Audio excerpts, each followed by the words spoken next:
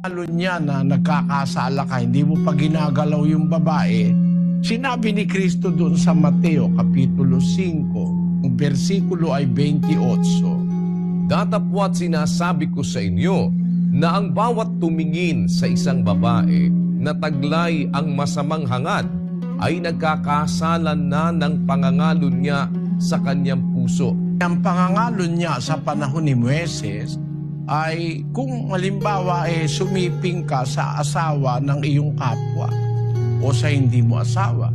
Pero pagdating kay Kristo, iba ang batas. 27 muna, kapatid na Daniel. Narinig ninyong sinabi, huwag kang mangangalon niya. Sa panahon niya ni Moises. Ngayon, ang sabi niya sa 28, Datapwat sinasabi ko sa inyo na ang bawat tumingin sa isang babae na taglay ang masamang hangad ay nagkakasala na ng pangangalo niya sa kanyang puso. maliwanag kung gayon ang punto ng Panginoon na sabi nung araw, huwag kang mangangalon niya. Ako hindi ko sinasabi sa inyo na huwag kang mangangalon niya. Kasi yung pangangalon niya, consummation na yon ng masamang gawain. Ang sinasabi ko sa inyo ay ang tingin pa lang sa babae na meron kang masamang hangad sa puso. Ibig sabihin, dito pa lang sa panggagalingan ng pangangalo niya, yung root cause, yung pinakaugat, pinipigil na ni Kristo.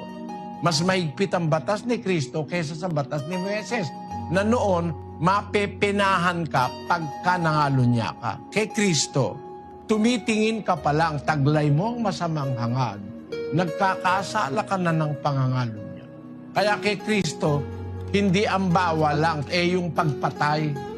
Ang bawal, yung mapuot ka. Kasi yung puot, yun ang humahangga sa pagpatay. Yun ang ugat ng pagpatay. Pangkaraniwan, ang ugat ng pagpatay, yung puot sa kapwa.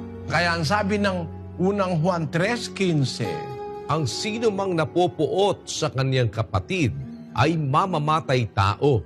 At nalalaman ninyong sino mang mamamatay tao ay hindi pinananahanan ng buhay na walang hanggan. kay Moises, magkakaroon ka ng penalty pag pumatay ka. Buhay sa buhay, ngipin sa ngipin, kamay sa kamay, etc.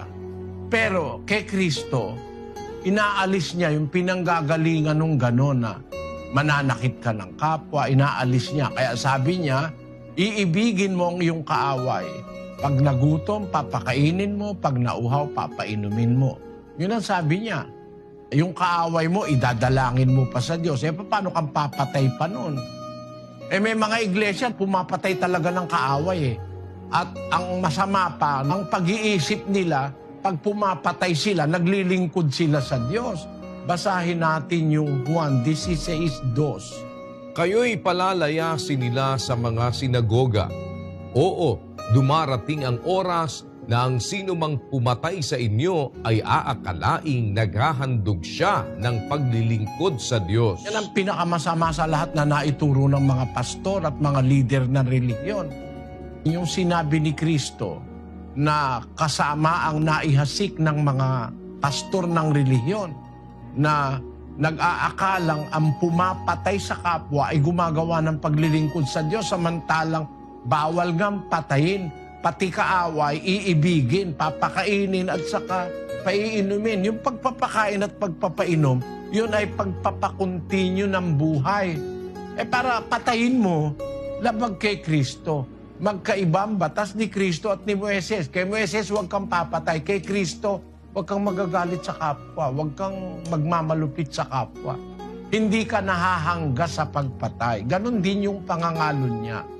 Kung halimbawa, ang pangangalon niya ay kinukondena ng batas ni Moises, pinapatay, binabato. Kay Kristo, para mapigilan ka sa pangangalon niya, ipinagbawal niya na yung pagtingin sa babae na may masamang hangad sa puso.